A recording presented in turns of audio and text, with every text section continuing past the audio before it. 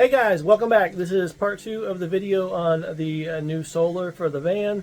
So let's go. We'll roll around it and we'll talk about some stuff and see how things are, how they're going. Let's do it.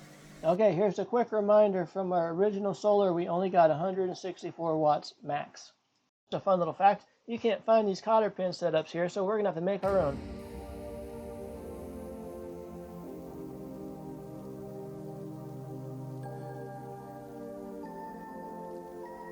We are flattening the sides of these bolts, there's 3 of them, so that we can drill a hole through to put a pin through. The pin will actually be a bent nail.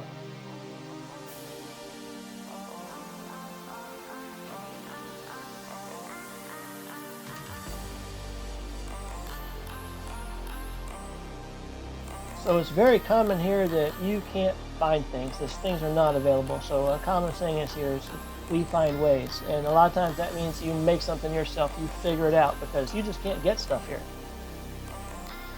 Now we do have to make some adjustments to here. This pin is actually too close to the bottom. We're going to have to drill some more holes, but that's good enough for now to get us started.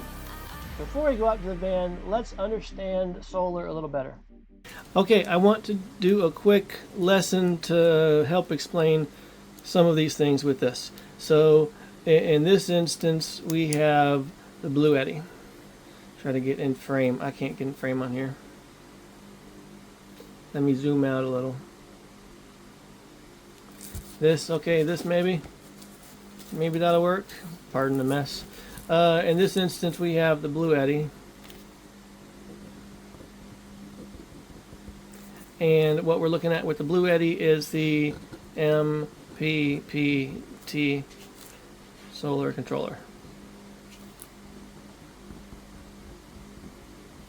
Okay, and the Blue Eddy charges 16 volts to 60 volts. So anything in this range, it charges. Okay, so your solar panel, at nighttime your solar panel has zero volts. As the sun comes up, your solar panel, the voltage goes up through the day, and then at the end of the day it starts going down when the sun goes down, and it will return back to 0. Okay, so right here where you cross 16 volts you start charging. At the end of the day where you cross back under 16 volts you stop charging. And this is based on the specifications that the manufacturer has for the solar controller within the unit, or just a solar controller. Even this is a standalone, or if you're doing a system with the Blue Eddy type thing, your MPPT solar controller is programmed when to start and stop receiving the voltage. Okay, so this is what you have.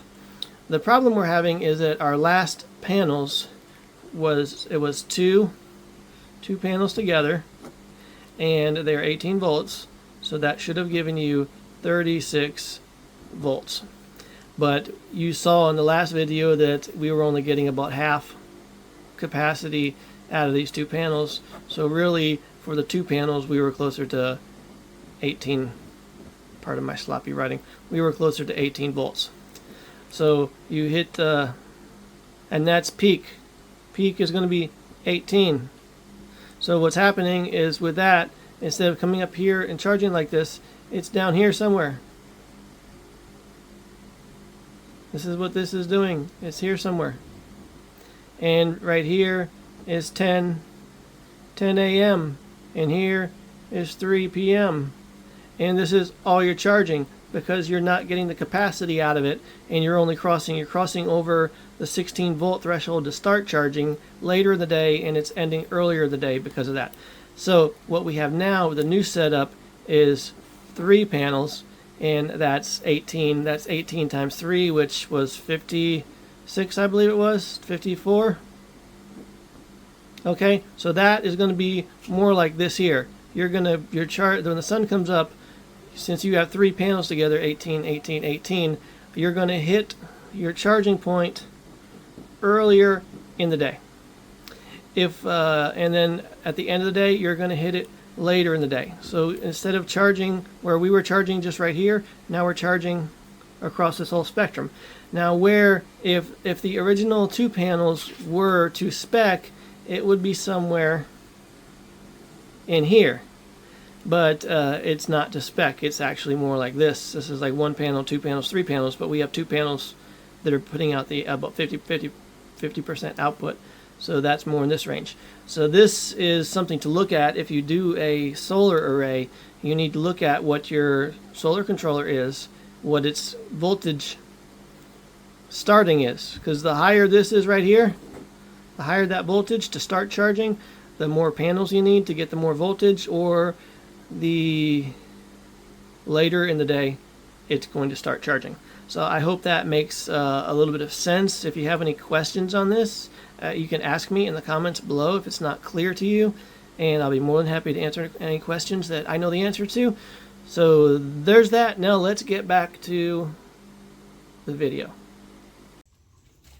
Okay, I've got 2 wood rails that I'm sliding these on just so we don't scratch anything. But this is a smaller array than the one that was on there before. We've said that already, but these are narrower, and it actually sits in between the roof racks, so I'm going to have to build some brackets out to actually make it attached to the existing roof racks.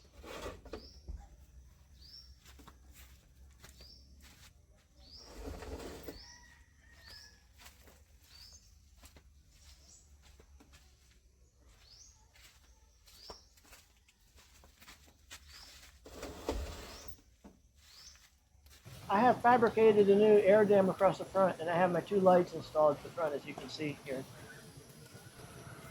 These are just door hinges mounting to this side on the roof rack rail, just door hinges, and then painted. On the back, we've got another LED light mounted. We've got 2 to the front, 1 on each side, and 1 in the back. Coming into view are the brackets that I made. That's number 2, and that's number 3. We just passed 1. But those are where the little pins we fabricated are attached. And we're taking these off. We're going to have a look-see underneath the panels. As you can see, there's a pretty light. I can lift that with my finger. And take a look under here. It's kind of dirty, but you can use this setup to tilt the solar, but as close to the equator as this is, it's probably not worth the time and effort. But mostly it's to get under here if I need to service these ports and things like that. It's for service access. Okay, let's take a look back inside, and where's this at? 247, 248 volts. That is good. This is a 300 watt array, and we should get a minimum of 80, which would be 240 watts. So this is within factory spec. So it looks like we didn't get ripped off this time. But I guess I'm starting to get used to that. It's kind of like growing up in a bad neighborhood. You just kind of expect bad to happen. Kind of sad, but okay, carry on. Like, subscribe, share any of those fun things. Help me out, help the channel out. Thanks, guys, and see you next video.